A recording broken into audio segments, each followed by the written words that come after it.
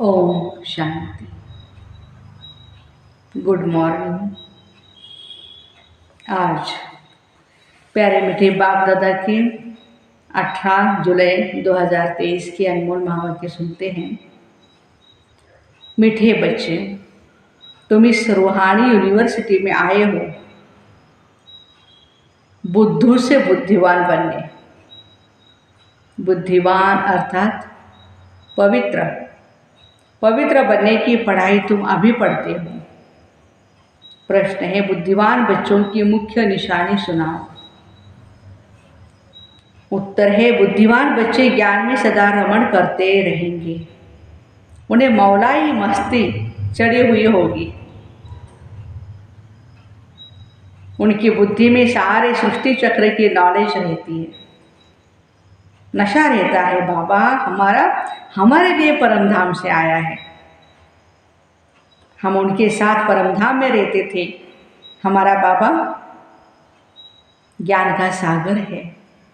हम अभी मास्टर ज्ञान सागर बने हैं। हमें वह मुक्ति जीवन मुक्ति का वर्षा देने के लिए आए हैं। गीत कौन आया मेरे मन के द्वारे। ओम शांति। जीव की आत्मा जानती है हमारा परमपिता परमात्मा हमको सन्मुख पढ़ा रहे हैं, वह राजयोग सिखला रहे हैं। तो जैसे कि यह ईश्वरीय यूनिवर्सिटी ठहरी, यूनिवर्सिटी इसको क्यों कहते हैं, ऐसे नहीं। और जो भी सब यूनिवर्सिटीज़ है वो यूनिवर्स के लिए है, विश्व के लिए है नहीं। जैसे विलायत में यूनिवर्सिटी है बहुत सारी, परंतु बाबा कहते वहाँ है गोरे, तो काले लोगों को आने के लिए वहाँ अलाउ नहीं किया जाता है। तो वह यूनिवर्स के लिए थोड़ी ठहरे, तो उनको यूनिवर्सिटी नहीं कहेंगे। यहाँ तुम बच्चे जानते हो यह सच्ची सच्ची ईश्वरीय यूनिवर्सिटी है, परंतु कोई भी समझ नहीं सकते क्योंकि बुद्धू है। बुद्धू को बुद्धिवान बाप ही बुद्धिवान बनाते हैं। मनुष्य बुद्धिवान के आगे माथा झुकाते, देवी देवताओं को, सन्यासियों आदि को माथा झुकाते। सन्यासी पवित्र है तो जरूर बुद्धिवान ठहरे, पवित्रता को अच्छा मानते हैं। यह विकार ही मनुष्य को बड़ा हैरान करते हैं। इसलिए पवित्र रहने वाले सन्यासियों को गृहस्थी लोग बुद्धिवान समझते और उनके चरणों में झुकते हैं। बस सन्यासी लिबास देखा और झट माथा झुकाएंगे। अभी तो उन्होंने मान कम हो गया है, इसे संभाल कर कदम उठाते। आगे तो सन्यासियों को देख झट ऑफर करते थे, स्वामी जी हमारे घर आप पधारे। अभी तो टू मच हो गए हैं और तमो प्रधान भी बन पड़े हैं, इसलिए जो भी नामी ग्रामी है उनका ही मान होता है। बड़े आदमी भी उनको माथा झुकाते क्यों? पढ़े लिखे तो सन्यासियों से भी जास्ती है, परंतु वह पवित्र है, सन्यास किया हुआ है, इसीलिए बुद्धिवान माना जाता है। अभी तुम बुद्धिमान बनते हो, तुम अभी रचयिता और रचना के आदि मध्य अंत को जानते हो, परंतु तुम्हारे में भी सभी को इतना नशा नहीं है। नशा चढ़ने में बहुत टाइम लगता है, पूरा नशा तो अंत में रहता है। अभी जितना जितना तुम पुरुषार्थ करते हो उतना नशा चढ़ता जाता है। निरंतर यह याद रहना चाहिए, हम आत्माओं का बाप परमात्मा आया हुआ है, हमको पढ़ा रहे हैं विश्व का मालिक बनाने। तो पुरुषार्थ करने की शुभ चिंता होनी चाहिए। सभी को वह चिंता नहीं रहती। यहाँ सुनते समय नशा चढ़ा, यहाँ से बाहर निकला, खेल खलास, नंबरवार है ना। हम आत्माओं का बाप आया है, हम उनके पास परमधाम में रहते थे, ऐसे और कोई नहीं समझते। साधु सन्यासी आदि पवित्र रहते हैं, तुम्हारे में भी नंबरवार है। सभी को यह निश्चय नहीं बैठा है हमारा परमपिता परमात्मा ज्ञान का सागर है, जीवन मुक्ति दाता है, जो हमको स्वर्ग का मालिक बनाते। बाबा कहते क्लास से यहाँ से पाँव बाहर निकाला क्या होता है? खुशी गुम। नहीं तो तुम बच्चों को कितनी खुश रहनी चाहिए। मैंने भी इस तरह का आधार लिया है ब्रह्मा की, नहीं तो राजयोग कैसे सिखलाऊं? मुझे अपना शरीर नहीं, मंदिरों में देखेंगे तो सबको अपना शरीर है, मैं तो अशरीरी हूँ और सभी को आकारी व साकारी शरीर मिला हुआ है। मेरा शरीर ही नहीं, सोमनाथ का भी मंदिर है ना, अथवा शिव के मंदिर में जहाँ भी जाओ ना, वहाँ निराकारी रूप है, ज्योति स्वरूप। सिर्फ नाम भिन्न भिन्न रख दिए। ये तो जानते हो आत्मा परमधाम से आती है, भिन्न भिन्न शरीर धारण कर पाठ बजाती है। मैं इस 84 के चक्र में नहीं आता हूँ, मैं हूँ परमधाम में रहने वाला, इस शरीर में आया हूँ। तुम कहेंगे निराकार फिर कैसे आते हैं? हाँ, आ सकते हैं। तुम लोग पितरों को खिलाते हो तो आत्माएं आती है, शरीर तो नहीं आता, आत्मा प्रवेश करती है। समझते आत्मा दूसरे शरीर में प्रवेश करती है। कोई तो भूत की आत्माएं भी बहुत ही चंचल होती है, पत्थर आदि मारती है। आत्मा शरीर में आते तो कुछ कर सकती है, उसे घोष्ट कहते हैं। अशुद्ध आत्माएं भी प्रवेश करती है। तुम बच्चों को अनुभव है कैसे अशुद्ध आत्माएं भटकती है। जब तक उनको अपना शरीर मिले शुद्ध आत्माएं भी आती है। ये भी ड्रामा में नूंद है। जो कुछ पास होता है ड्रामा प्लान अनुसार। बाबा समझाते मैं कैसे साधारण बूढ़े तन में आकर प्रवेश करता हूँ। जरूर अनुभवी शरीर चाहिए ना। ब्रह्मा का भी नाम मशहूर है, ब्रह्मा की राय भी मशहूर है। ब्रह्मा को फिर कहाँ से राय मिली? ब्रह्मा है शिव बाबा का प्यारा बच्चा, तो उनकी ही श्रीमत है। तो जरूर मुख्य श्रीमत ब्रह्मा की होनी चाहिए, जिसमें बाप प्रवेश करते। भारतवासी इन बातों को नहीं जानते, वो समझते हैं सब एक ही एक है। श्री कृष्ण शिव आदि सब एक ही है, एक है। श्री कृष्ण देवता है, भगवान शिव भोलेनाथ भगवान है। देवताएं उनको माता पिता है, उन्होंने जन्म लिया तो जन्म मरण के चक्कर में आते हैं देवताएं, भगवान नहीं आते हैं। भगवान एक है, देवताएं अनेक हैं, कितना फर्क है। दोनों सब एक, सब जितने भी देवताएं हैं ना, सब एक जैसे है, सब बोलते हैं एक ही हैं। कहीं से भी जाओ और एक ही ठिकाना है, ऐसे थोड़ी है। श्री कृष्ण को महात्मा योगेश्वर कहते, परंतु क्यों ये नहीं समझते। श्री कृष्ण की आत्मा भी ईश्वर द्वारा योग सीख योगेश्वर बन रही है। इतना गुप्त राज है। मनुष्य तो कह देते परमात्मा नाम रूप से न्यारा है, उनका शरीर है नहीं, परंतु तुम जानते हो सोमनाथ का मंदिर शिव के अवतरण का यादगार है। जरूर कल्प पहले शिव बाबा आया हुआ था और अब आया है। फिर द्वापर में उनकी भक्ति शुरू होती है, शिवरात्रि मनाते। बाप बैठ समझाते, तुम आत्माएं परमधाम से आई हो पाठ बजाने। आत्मा अविनाशी है, इसमें 84 जन्मों का पार्ट भरा हुआ है। जैसे बाप पुराने शरीर में आते हैं, वैसे तुम भी पुराने शरीर में हो। बाबा इस पुराने शरीर से लिबरेट कर नया देते हैं, नया देते हैं सतयुग में। अभी नहीं, सतयुग में मिलेगा नया। युक्ति बतलाते हैं, कौड़ी तुल्य से हीरे तुल्य कैसे बनो। गाते भी है ना, माशूक एक ही है। बाप कहते मैं परमधाम का रहवासी हूँ, तुम भी परमधाम में रहने वाले हो। मैं पुराने से पुराने शरीर में आया हूँ, तुम्हारा भी 84 जन्मों के अंत का ये अंतिम अच्छा ये पतित तर है। तुम भी अपने को आत्मा समझो। हमने 84 जन्म भोग पूरे किए, अभी फिर नई दुनिया में हमको नया शरीर मिलेगा। कितनी खुशी रहनी चाहिए। नंबरवार है। कोई तो बिल्कुल ही डर हेड है, माया ने बिल्कुल ही पत्थर बुद्धि बना दिया है। जैसे गर्म तवे पर पानी डालो तो बिल्कुल सूख जाता है, ऐसे तत्ते तवे हैं। अरे तुम अपने को सिर्फ आत्मा समझो, बाबा की संतान समझो, वह भी नहीं समझते। अगर समझते तो आश्चर्यवत भागंती क्यों हो जाते। माया बड़ी ज़बरदस्त है, कोई गफलत किया और माया थप्पड़ मार देगी। अरे बाबा आए हैं बरसात देने के लिए, फिर भी तुम भिखारी बनते हो। बहुत बड़ा ज़बरदस्त थप्पड़ माया लगाती है। बाप तो थप्पड़ नहीं मारेंगे ना। माया थप्पड़ मार मोह फेर देती है। सेंटर में नहीं आते हैं, मुरली नहीं सुनते हैं, ऐसे बहुत माया के थप्पड़ खाते रहते हैं। माया भी कहती है तुम बाबा को याद नहीं करते हो ना, तो मैं मारती हूँ। उसको वो काम दिया है बाबा ने। माया को हुक्म मिला हुआ है बुद्धिहीन को बुद्धिवान बनाना है, तो क्यों नहीं सर्विस करते हो। क्या अब तक माया के मोचरे ही खाते रहना है? बहुत मोचरा खाते रहते, कोई को क्रोध का, कोई को मोह का मोचरा। बाप कहते तुम सब कुछ सरेंडर कर ट्रस्टी होकर के रहो। विकार भी दान में दिया, फिर काम में क्यों लाते हो। विकारों का कोई रूप नहीं होता। धन के लिए कहेंगे ट्रस्टी होकर के रहो। भल काम में लगाना है, परंतु बहुत संभाल से। बाकी श्रीमत से, पैसे से कोई ऐसा विकर्म नहीं करना, नहीं तो उनका बोझा सारा तुम्हारे सिर पर चढ़ेगा।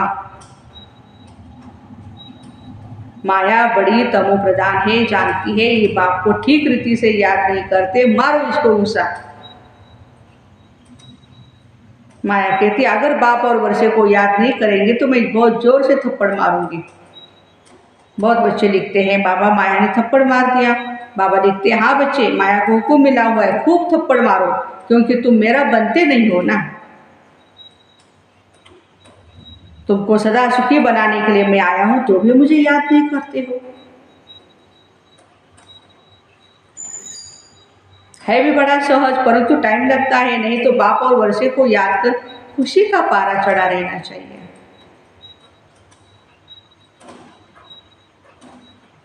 आखिर में याद करके करके झुझकी आए, झुझकी माने हिचकी आए। बस बाबा हम आपके पास चला आता हूँ। कोई याद करता है तो कहते ना भाई हिचकी आ रही है, तो कहते हैं ना ऐसे किसी ने नाम निकाला है मेरा, कौन है पता नहीं, तो बाबा कहते ऐसी याद होनी चाहिए। फिर आ जाऊंगा मैं स्वर्ग में, एकदम जैसे मौलाई बन जाते हैं। अच्छा ये भी कोई नहीं जानते हैं, आत्मा आशिक है परमपिता परमात्मा की। सच्चे सच्चे आशिक तुम हो, आधा कल्प तुम आशिक बन माशूक को खूब याद करते हो, परंतु ये जानते नहीं कि आत्मा परमात्मा पर आशिक होती है। वो तो कह देते आत्मा सो परमात्मा, परमात्मा सो आत्मा। यहाँ तो बहुत फर्क है। तुम जानते परमात्मा है हमारा माशूक, वह पवित्र सोल हमको कितना खूबसूरत बनाती है। हम आत्मा गंदी बनने से जेवर भी गंदे बन पड़ते हैं, माना शरीर भी गंदा होता है, ढेर सारी बीमारियां होती है उसको। बाबा आए हैं फिर गोरा बनाने, फिर शरीर भी गोल्डन एजेड मिलेगा। खाद सोने में डालते हैं ना। अब देखो ये मंदिर है आदि देव का, उनका नाम कोई महावीर रख दिया, और तो कुछ नहीं जानते। हनुमान को भी महावीर कह देते, अब कहाँ हनुमान कहाँ फिर आदि देव को भी महावीर कह देते हैं। जैसे जैनी महाराज मुनि ने जो कुछ कहा उच्चर पड़ा। आजकल तो रिद्धि सिद्धि भी बहुत खूब पड़ी है, ये बाबा जा सब कुछ जानते हैं। बाबा मेहनत करते हैं हाथ से, अच्छा वो भी मेहनत करते हैं रिद्धि सिद्धि वाले, क्या करते हैं हाथ से केसर निकालते हैं। मनुष्य समझते बस कमाल है, कैसे करते हैं, झट फॉलोअर्स बन जाते हैं। रिद्धि सिद्धि वालों के पास ढेर फॉलोअर्स है। यहाँ तो वो बात नहीं है, यहाँ कोई रिद्धि सिद्धि नहीं है। बस विधि से कोई भी काम करो उसका विधान बन जाएगा, सिद्धि मिल जाएगी। बाबा कहते मैं 5000 वर्ष पहले मुआफिक आया हूँ, ऐसे कोई कह न सके। बच्चे कहते बाबा 5000 वर्ष पहले हम आए थे, आपसे स्वर्ग का वर्षा पाया था। अब फिर परमपिता परमात्मा शिव के बच्चे आकर के बने हैं इस ब्रह्मा द्वारा। दुनिया है कलयुग में, कलयुग में ब्राह्मण कहाँ से आए? ब्राह्मण तो संगम पर चाहिए, पैरा और चोटी संगम हुआ ना, बाजोरी खेलते हैं। शूद्र और ब्राह्मण का ये संगम, शूद्र से फिर ब्राह्मण बनते, यह 84 का चक्र कोई नहीं जानते, तुम बच्चे ही जानते हो। हम ब्राह्मण हैं, ब्रह्मा की औलाद प्रैक्टिकल में बने हैं। उन ब्राह्मणों को तुम कह सकते हो तुम ब्राह्मण अपने को ब्रह्मा की औलाद कहलाते हो। अच्छा बहुत अच्छी बात है। ब्रह्मा का बाप कौन? बता ही नहीं सकेंगे,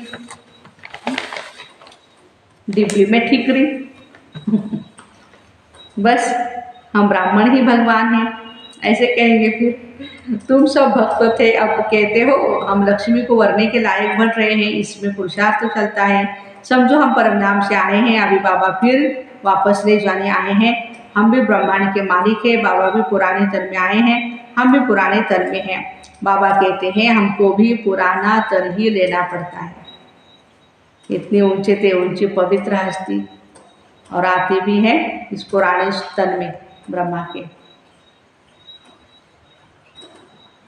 अब मुझे याद करो तो विकर्म विनाश होंगे। टाइम भी देते हैं, पांडव गवर्नमेंट की सर्विस कम से कम 8 घंटा होनी चाहिए।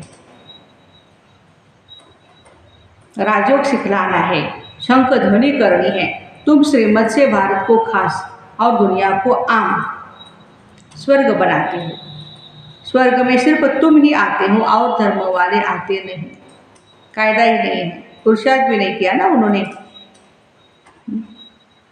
ब्राह्मण, देवता, क्षत्रिय, वैश्य, शूद्र, इसको विराट स्वरूप कहा जाता। एक विराट रूप का भी चित्र बनाना चाहिए जो मनुष्यों को सहज समझ आए। विष्णु को विराट स्वरूप में ले आए हैं, चित्र तो जरूर चाहिए। स्कूल में भी चित्र रखते हैं ना, नहीं तो बच्चा क्या जाने हाथी क्या होता है, चित्रों पर दिखाते हैं ना। तो यह भी 4 युग है। हाथी कैसा है, एक अंधा था, देखा भाई, जिसने पीठ पर उसने पीठ पर हाथ लगाया तो कहता है हाथी दीवार जैसा है। सूंड को लगाया तो कहता है लकड़ी जैसा है। पाँव को हाथ लगाया तो कहता है खंबे जैसा है, रस्सी जैसा है। जब वो टेल को हाथ लगाता है तो बाबा कहते हैं कि बच्चे ऐसे नहीं हैं।